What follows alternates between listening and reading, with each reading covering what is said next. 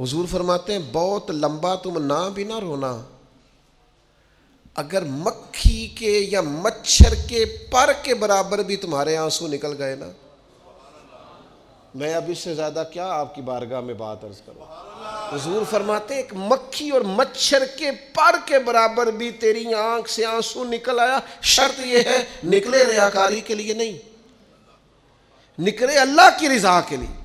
اس کی خشیت میں نکلے۔ فرمایا اگر مکھی کے پر کے برابر بھی تو رو پڑا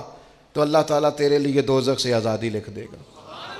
اور نبی پاک صلی اللہ تعالیٰ علیہ وسلم نے بیان فرمایا ہے، حضور فرماتے ہیں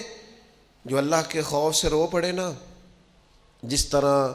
بھینس بکری گائیں کے تھنوں سے نکلا ہوا دودھ دوبارہ تھنوں میں نہیں نہ جاتا، اسی طرح جو رب کی یاد میں رو پڑے وہ دوزخ میں نہیں جاتا۔ یہ مثال دیکھیں کیسی دی حضور نے سمجھانے کی۔ اگر کبھی رونا آئے اس کے لیے تنہائی کا انتخاب کریں، مجمع میں نہیں۔ ایک بندے کو حضرت عمر نے مجمع میں روتا دیکھا تو فرمایا یہ کام تو اکیلے میں کرتا، تیرے لیے برکت والا ہوتا، تیرے آنسو نکلیں، تیرے رخساروں پہ بہیں۔ اور شیر خدا تو شیر ہے نا،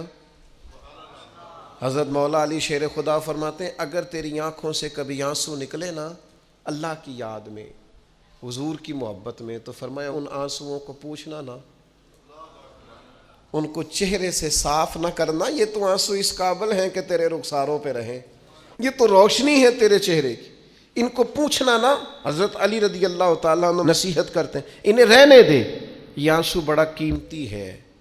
یہ نکلا تیری آنکھ سے ہے پر کسی کا ہو کے نکلا ہے، نکلا تیری آنکھ سے ہے پر کسی کے لیے نکلا، نکلا تیری آنکھ سے ہے پر اس نے تجھے بتایا ہے کہ تیرے وجود میں، تیری دھڑکنوں میں، تیرے جذبات میں کسی اور کا بھی حصہ ہے۔ یہ رب رسول کی رضا کے لیے چھلکا ہے۔ ایک بھی رونے والا ہو تو باقیوں کا کام بھی سنو نا، حدیث ہے بہقی شریف میں، حضرت حیثم بن مالک رضی اللہ تعالیٰ عنہ فرماتے ہیں نبی پاک علیہ السلام خطبہ دے رہے تھے، تقریر فرما رہے تھے، حضور کی باتیں دلوں کے میل کچیل اتارتی چلی جا رہی۔ فرماتے ایک شخص نبی پاک علیہ السلام کے سامنے بیٹھ کر حضور کی گفتگو سن رہے تھے، وہ رو پڑے، ساری گفتگو چھوڑ کے نبی پاک صلی اللہ تعالیٰ علیہ وسلم کی توجہ اس شخص کی طرف ہو گئی۔ ہوا کیا ہے؟ وہ تقریر سنتے، بات سنتے بس رو پڑے۔ تو نبی پاک علیہ السلام فرمانے لگے آج اگر وہ سارے مومن بھی یہاں موجود ہوتے جن کے گناہ پہاڑوں کے برابر وزنی ہوتے تو اس ایک بندے کے رونے کی وجہ سے اللہ سب کی بخشش فرما دیتا۔ اور نبی پاک علیہ السلام فرمانے لگے یہ رویا ہے تو اس کے رونے پر فرشتے بھی روئے ہیں، اور فرشتے دعا کر رہے ہیں کہ اے اللہ یہ جو نہیں روتے نا ان کے حق میں ان کی سفارش قبول کر لے جو تیری بارگاہ میں روتے ہیں، جو تیرے حضور عرض گزار ہوتے ہیں ان کی سفارش قبول کر لے، ان کے حق میں قبول کر لے۔